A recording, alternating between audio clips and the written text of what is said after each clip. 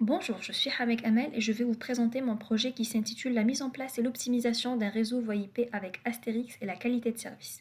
Pour commencer, voyons le principal défi auquel la voie IP est confrontée. Comme nous le savons, la voie IP transforme la voix en paquet IP.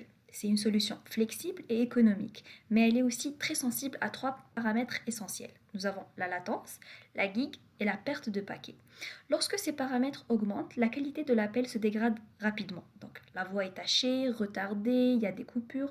C'est exactement pour éviter ce genre de problème que la qualité de service devient indispensable.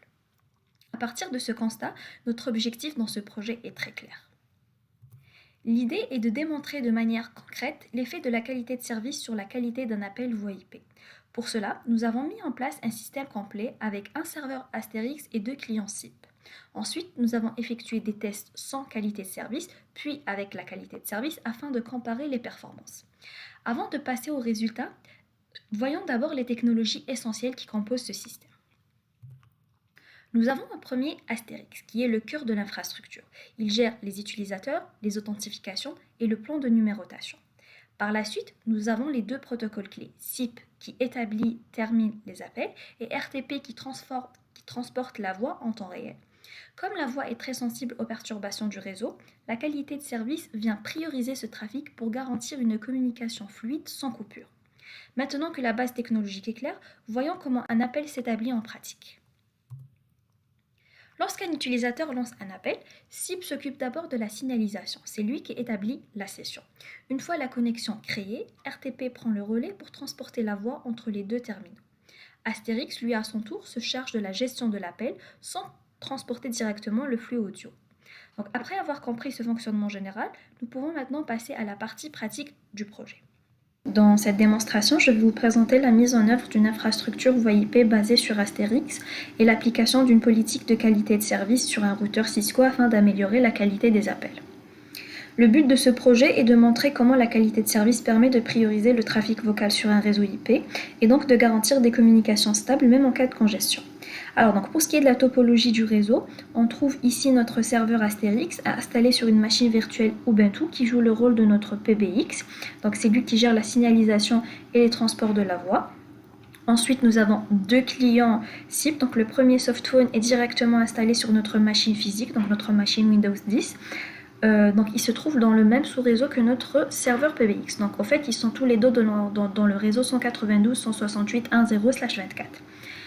Par la suite, nous avons le second softphone, donc qui est installé sur une machine virtuelle cette fois-ci Windows, connecté à un sous-réseau. Donc c'est le sous-réseau 10.10.10.0/24 et les deux sous-réseaux sont reliés par le routeur. Donc en fait ici, le routeur permet d'assurer l'interconnexion entre les deux sous-réseaux et on l'utilisera par la suite pour appliquer la qualité de service pour prioriser le trafic de la voix.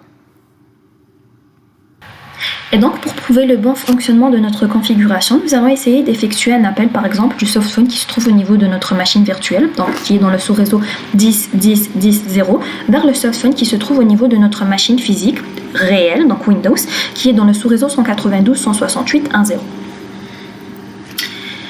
Donc, au niveau de notre machine virtuelle, dès qu'on se connecte, donc à notre compte, c'est le 1001 à 192.168.1.131, donc c'est l'adresse de notre serveur Astérix. Donc, dès qu'on se connecte, nous sommes directement notifiés dans notre serveur Astérix que le 1001 est maintenant joignable et qu'il est à l'adresse 10.10.10.2. Donc, nous pouvons effectuer exactement la même chose avec notre deuxième softphone qui est dans notre machine physique.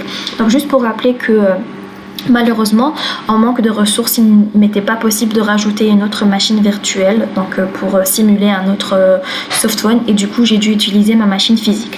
Et donc pour le softphone de la machine physique, dès qu'on se connecte, donc on clique sur activer, nous sommes directement notifiés au niveau du serveur Astérix que le 1002 maintenant est joignable à l'adresse 192.168.1.2. Et pour renforcer notre démonstration, donc nous allons effectuer un appel par exemple du softphone qui se trouve au niveau de notre machine virtuelle, donc c'est le 1001, vers le softphone qui se trouve au niveau de notre machine physique, donc le 1002. Et voilà, nous constatons que ça sonne instantanément, donc je vais répondre pour prouver. Et voilà, ça fonctionne parfaitement.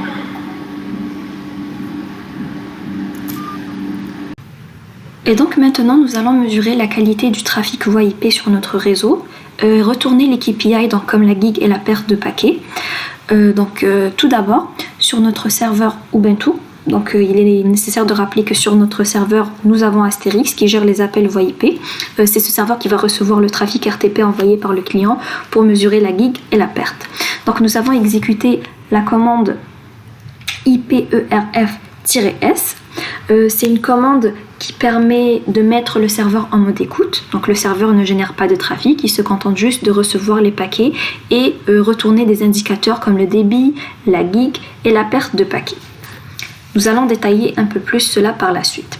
Donc dans l'autre côté, c'est-à-dire donc chez le client, nous avons un softphone, nous avons exécuté la commande IPERF3-C192.168.1.131-U.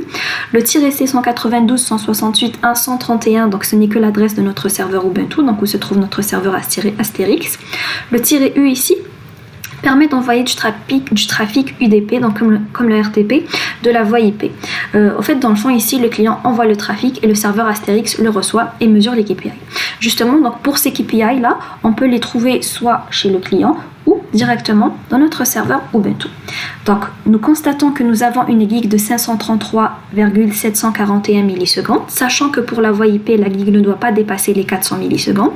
Donc ici, c'est trop élevé, ce qui provoque une dégradation de la voix.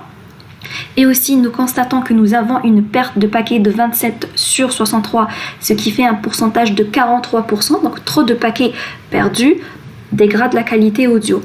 Donc ces mesures-là confirment que sans la qualité de service, le réseau n'est pas capable de supporter correctement la voix IP. Pour améliorer la qualité, nous appliquons une politique de qualité de service sur le routeur pour prioriser le trafic voix IP. Donc notre topologie c'est ça, et nous appliquons notre politique sur le routeur R1. Donc la configuration a été détaillée dans le rapport, mais juste pour en résumer, donc sur le routeur A1, si on fait un show running config, nous voyons que notre classe, donc c'est la classe voice, identifie le trafic RTP, sur laquelle nous avons appliqué une politique de qualité de service, donc COS, qui se voit attribuer une priorité de 50%, et que le reste du trafic utilise le fair queuing. Donc après avoir appliqué la qualité de service, effectué des appels, nous allons faire un autre test qui nous permettrait de vérifier que la qualité de service a bien été appliquée. Donc la commande c'est show policy map interface, donc l'interface sur laquelle nous avons appliqué la qualité de service. Donc juste ici on voit la classe map voice. Ici nous constatons que notre compteur est de 82 paquets. Donc en fait à la base ce compteur était de 0, mais il a augmenté, ce qui montre que le trafic voix est bien détecté et priorisé grâce au mécanisme que nous avons effectué. Donc de plus, nous allons refaire le test avec IPERF3, donc avec notre même client et notre même serveur. Alors donc notre client fait exactement la même commande, IPERF-C 192.168.1.131-U, et sur notre serveur aussi, donc c'est exactement la même chose, on voit toujours qu'il est en listening sur le même port.